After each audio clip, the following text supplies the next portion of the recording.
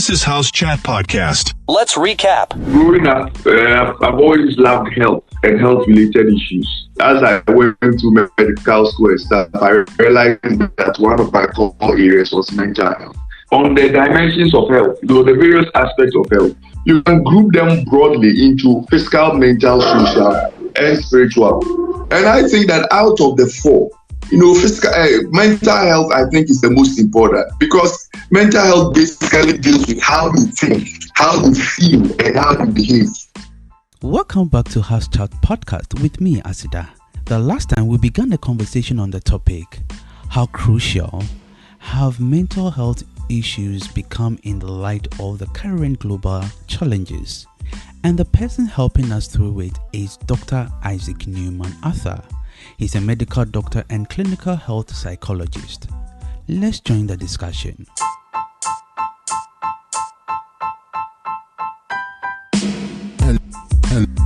Hello, welcome to House Chat Podcast. House Chat Podcast. And knowing this, that when we are truthful with ourselves and we do self-assessment, we might fall in one or even more of the signs you mentioned. How do we stop the stigma attached to mental issues and help people? Encourage people to seek help. How do we go about that? Knowing that we are all susceptible to it. Yeah, stigma is influenced by many things. I'll mention three very, very important ones. One is ignorance. See, when people understand why they are likely to stigmatize, you get to understand. See, from what I've shared with you, realize that mental health goes beyond respectfully someone who is mad on the street. It goes beyond. See, when you ask someone what is mental health, it is someone who is a psycho. People have that ignorance. So, if, for example, you have issues with your boyfriend, having issues with your wife or your spouse, or having issues with your father, that situation is under mental health. Yeah. So we know those things because we don't know they're all mental health issues. That is why we stigmatize. When it comes to stigma, the more they become aware of why things happen the way they do and what those things are, stigma goes down. So ignorance. So to deal with that, we need a lot of advocacy. That's why your program is so important. A lot of advocacy, education on mental health related issues. Then two, qualification of mental health related problems. The moment we assign spiritual causes to something, stigma can go up. Because some people feel that some demons or some things are the cause of it. And sometimes people feel that because of the person's crime or sin or something bad they've gone to do, that is why they are going through that.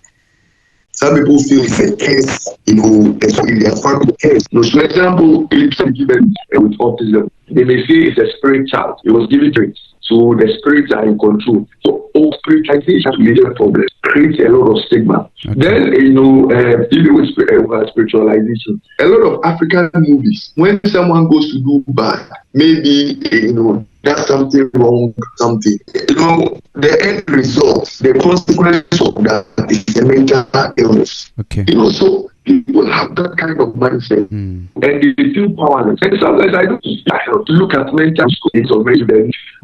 When someone has a microscope, you can the microscope, they cannot. Then to so cultural values, exception, stereotype, the things that they assign meanings to in terms of culturally can influence stigma. So if you are in a community where they have a certain bad or negative eye of mental health related issues, it can become very, very critical. Personally, I realized that because of the stigma and the influence that I want to make, instead of going to psychiatry, I went into clinical psychology. Yeah. Because you see, people have a certain mindset about psychiatrists. The moment you say, go and see a psychiatrist, this perception. So in the area that I work in, the country I work in, stigma around psychiatrists is very, very. Even when you go to Europe and what do you call it, US and all those places, there's some stigma with the term psychiatrist. And people, the moment you see a psychiatrist, hey, Am I going crazy? So there's all kinds of things. But if you say go and see a clinical psychologist, it's milder. People feel that okay, after psychology, my life is fine. So think about it. Even a professional choosing a profession, stigma becomes a problem. Because if you want to make a certain difference in a certain area, you need to be able to think about the way. Yes. So stigma is a very, very big thing when it comes to mental health related stuff. Oh, okay. Thanks for the insight you are giving us. I think it's very, very, very necessary, and I mean, we should all learn from it. Because with the insight we are getting, knowing that it's not like a selected few who are likely to suffer, but anybody at all can suffer from this particular issue. When it comes to mental issues, anybody at all can suffer from it. Suffer from it. So with that to be mindful of that. And knowing all these things, as in maybe problems at home can cause mental issues, marriage issues, relationship issues can all cause mental issues. And I wanted to know if technology, maybe social media and the rest, are in any way contributing to people's mental situations. In the past, where we were using these wired phones and internet was very, very difficult to access and all that, we didn't have certain problems coming up. But currently, social media, cyber-related issues has become a major risk factor for mental health-related problems. So, what people say to you on social media, what they do under your post becomes a big determinant of how you feel about yourself. I see. So, in terms of people's identity, right, how they feel about themselves, someone can easily go into depression because of a comment someone made about their looks or a post or something. Some cyberbullying has become very, very important. Risk factor for abuse, kidnapping and all those things on social media. Then again, if you look at people use social media to cope with problems. Research, the current research will tell you that a lot of people addicted to social media are using social media to cope with depression. So social media has become a big thing. And even people comparing themselves with other people on social media. So, for example, you have a certain job, you put it on social media, no likes, no following, you become so distressed, you evaluate yourself based on what people are doing with their lives on social media, comparing, you see friends, you want to do the wedding to be the same or bigger, you are copying things from people who are living a certain, even fake life on social media. And that is influencing a lot of people. Sure. Right now, if you look at some of the things, nudity and violence and, and vulgar things and all kinds of things, they are a major risk factor. A lot of people are addicted to things, pornography, masturbation, they are addicted to gambling and all that because of the influence of social media and tech-related stuff. Now, children have, phones, they have all kinds of things, and they use it for all kinds of things. Crime has gone up because of social media, and tech-related stuff. So those days, we didn't have these problems, but now the risk for even suicidal behaviors, people go online to go and learn and all that, learn up on the media. Right. In addition to that, the good aspect of it is that some people also may be depressed. They go read someone's post and they are okay. Some people want to commit suicide. They read something on social media and they never commit suicide. Some people are anxious. They listen to a video in social media. They are okay. Some people look down on themselves. They listen to a house of identity. So it has a good side and its own bad stuff. Some people, de-stress on social media. They come back from work, they watch some short funny videos and they are fine. So it has its own good side and its own bad side. So it can negatively affect your mental state or positively affect your mental state depending on what you feed on. So for example, instead of going to learn about suicide, and how to end your life on social media. Why not go there to learn about how to get out of that state? Sure. You understand what I'm saying? Yes. So people can use social media in a very, very positive way or in a very, very negative way. Okay. That's so true. That's so true. And on this note of learning to balance our, like, how we take in stuff from social media, I would like us to take a break here. You're listening to House Chat Podcast with Asida. Yeah, I know you're enjoying the show so far. How is it helping you? Leave your comment in the comment section. And again, if you have not subscribed, please do well to subscribe. Okay, and also like and share. This will help us grow this channel because it will tell the YouTube algorithm that this is a good show so that it will recommend to others too. Again, you can listen to the full episode on our podcast platforms. That's Google Podcasts, Apple Podcasts, Amazon Music, and Spotify. Thanks so much for your support. Welcome to the segment called Tell Me Hot. All right, Doctor, this quite trivial question. I want to find out from you, what Ghanaian food do you think should be less eaten? Looking at its health issues. Should be less eaten. Yes, please. Well, I think that our typical Ghanaian food is very healthy. I think all of them. Okay. The only thing that makes some of them unhealthy is when there's too much, animal products, and there's too much salt or there's too much sugar. Okay. Our typical local Ghanaian dishes, which is not refined, canned, and those things, they are very good. Banku soup and those things.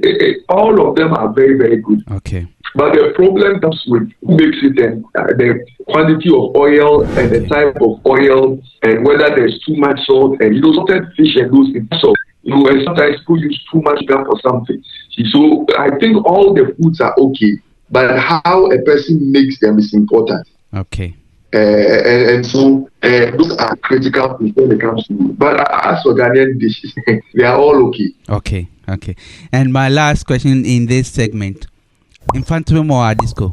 Oh, I'm infantum.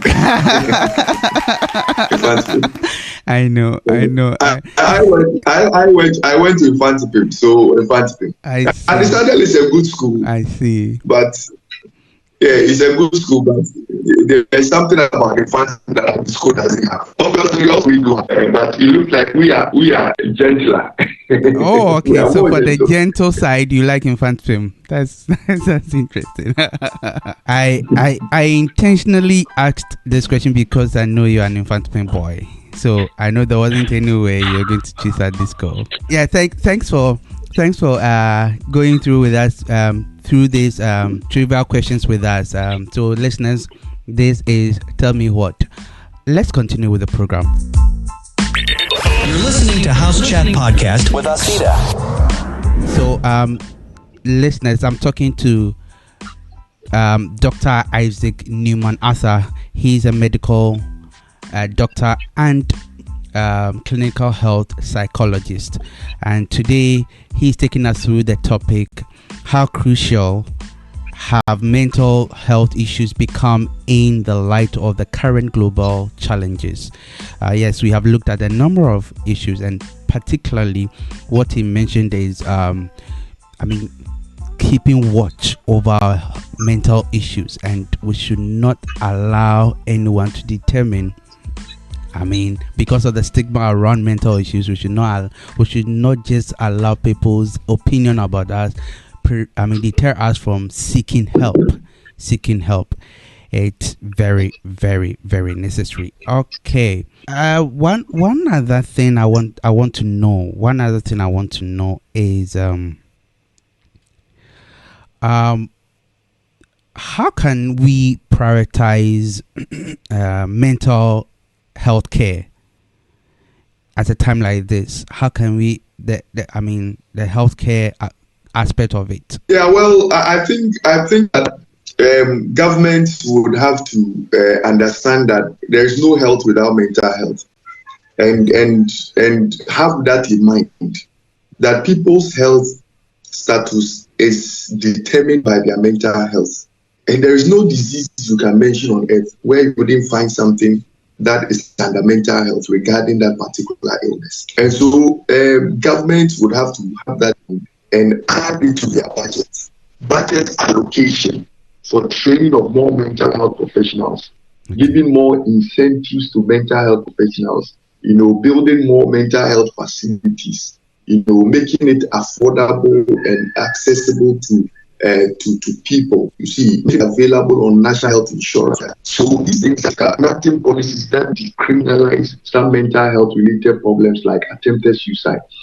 So these are critical things that governments would have to do. Then individuals would also have to be responsible for their own mental health and reduce the risk that may lead them to some mental health problems, and seek help early when things are at the beginning stage and it's not what do you call it? It has not become worse. Then again, to provide some social support, even for relatives who may have some health problems. Usually people are ostracized or they are neglected when they develop some form of mental disorder. Social support is very, very key. So some individuals must be responsible for their own mental health and seek help. In addition to that, families and all kinds of people around the person should be able to provide the needed support. That's what you could some kidney problems or stuff. You find all kinds of family members rallying around to help the person, but the same activity is not around the person who has some mental disorder, and that I don't think it's okay. So these are some of the ways we can prioritize mental health of people. All right.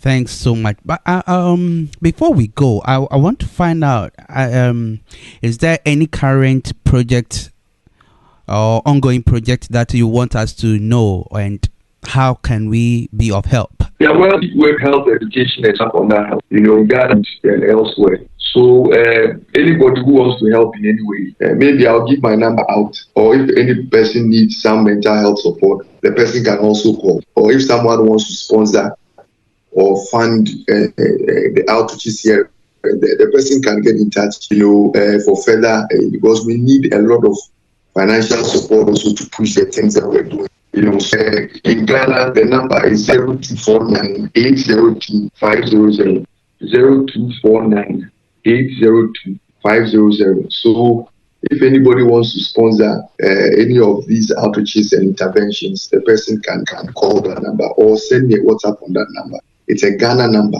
So if you are calling from outside or sending outside, it's +233. That is a code, and about education, advocacy, promotion, extensive in various parts of the country and other parts of the world. So anybody who wants to support in any way, that is it.